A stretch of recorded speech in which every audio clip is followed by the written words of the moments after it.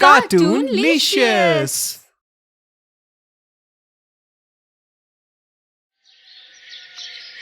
पौराणिक काल में एक वन में गुरुद्रह नाम का एक भील रहता था। वो बलवान और क्रूर स्वभाव का होने के साथ ही क्रूरता पूर्वक कर्म भी किया करता था।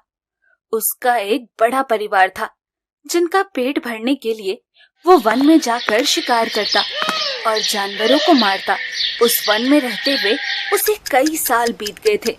एक रोज महाशिवरात्रि का दिन था। उसी दिन उस भील की पत्नी भूख से व्याकुल होकर उससे खाने की मांग करने लगी। सुनिए जी, पिछले 2 दिन से हमने कुछ भी नहीं खाया, लेकिन अब भूख बर्दाश्त से बाहर है। हम तो एक बार पानी पीकर गुजारा भी कर लेंगे, लेकिन छोटे छोटे बच्चे, मैं भला इन्हें कब तक भूखा रखूं? तुम चिंता मत करो, मैं अभी जंगल जाकर इनके खाने का प्रबंध करके लौटता हूँ। भील धनुष लेकर वन की ओर चल दिया और हिरणों के शिकार के लिए सारे जंगल में घूमने लगा। लेकिन सारा दिन हो गया, परंतु उसे कुछ भी शिकार नहीं मिला। ऐसे ही सूर्यास्त भी हो गया। अब मैं क्या करूँ? आज तो कुछ नहीं मिला। अब मेरा परिवार भूखा ही रह जाएगा। नहीं, मुझे कुछ न कुछ लेकर ही जाना होगा। ये सोचकर भील को एक पानी का घाट दिखा। वो वहाँ जाकर खड़े होकर सोचने लगा, यहाँ तो कोई न कोई जीव पानी पीने अवश्य आएगा। उसी को मारकर घर ले जाऊंगा। अब मैं इस पेड़ पर छुप जाता हूँ। वो पेड़ पर जाकर छुप गया और कुछ देर बाद वहाँ पर एक हिरण पानी पीने आया। उसे देख उसने बाण का संज्ञान लिया। ऐसा करते हुए उसके हाथ के धक्के से थोड़ा सा जल और बेलपत्र नीचे पत्तों से ढके शिवलिंग पर जा गिरे, जिससे उसकी ओर से प्रभु शिव जी की पहले पहर की पूजा संपन्न हुई। लेकिन भील उस शिवलिंग के बारे में नहीं जानता था। लेकिन उसके ऐसा करने से उसके काफी पाप धुल गए। उस आहट से हिरनी ने उस शिकारी को देख लिया और उससे पूछा, बताओ तुम क्या चाहते हो? मेरा सारा परिवार भूख से व्याकुल है। आज तुम्हें मारकर मैं उन सभी की भूख मिटाऊंगा। मेरे शरीर से तुम्हारे परिवार की तृप्ति अवश्य हो जाएगी, लेकिन मेरे बच्चे भी पीछे अकेले हैं। मैं उनसे मिलकर अपनी बहन को सौंप कर वापस लौट आऊंगी। मेरा विश्वास करो। फिर अनेक शपथ खाकर हिरनी ने उसे मना लिया। भील भी उसकी बातों में आ गया और उसने उस हिरनी को वहाँ से जाने दिया। कुछ देर बाद एक और हिरनी घाट पर आई। उस भील ने फिर से बाण साधा और एक बार फिर उसके हाथ के धक्के से थोड़े से बेलपत्र और पानी शिवलिंग पर जा गिरा। इस तरह दूसरे पहर की पूजा संपन्न हुई। फिर दूसरी हिरनी वहाँ आई। उसने भी भील से कहा, मैं अपने बच्चों को अपने पति के पास सौंप कर आती हूँ। उसके बाद तुम मुझे मार देना। मैं भगवान विष्णु की कसम खाती हूँ, मैं अवश्य लौटूंगी, और ना लौटूं तो मुझे समस्त पाप लग जाए। भील ने उसे भी जाने दिया। ऐसे ही दूसरा पहर भी बीत गया। फिर तीसरा पहर शुरू हुआ। कुछ देर बाद एक हिरण उस घाट पर आया।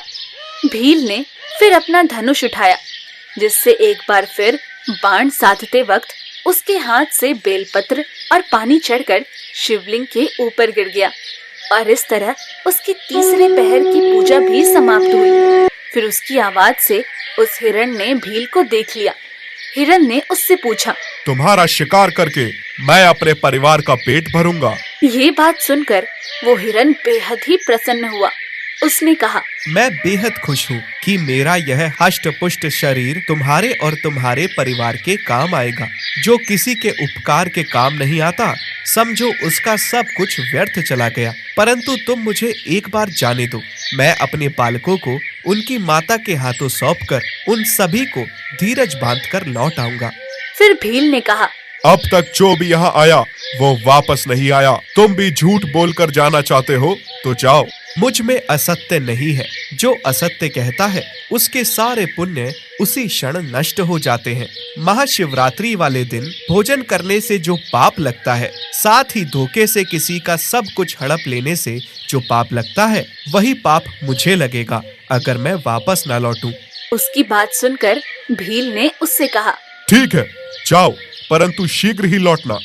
उधर तीनों हिरण और हिरनी आपस में मिले, जिसमें एक हिरनी ने कहा, स्वामी, आपसे पहले मैंने उसे लौटने का वचन दिया है, इसलिए मुझे ही वहाँ जाना चाहिए। आप दोनों यहीं रहें।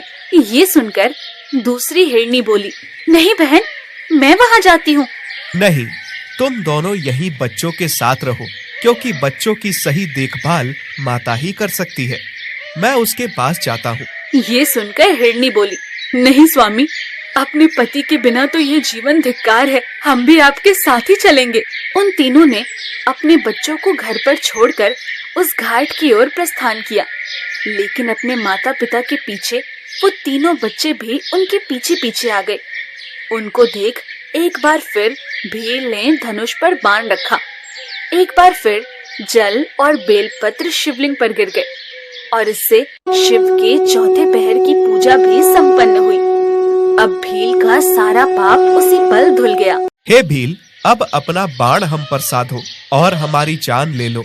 उनकी बातें सुन भील को बड़ा विस्मय हुआ।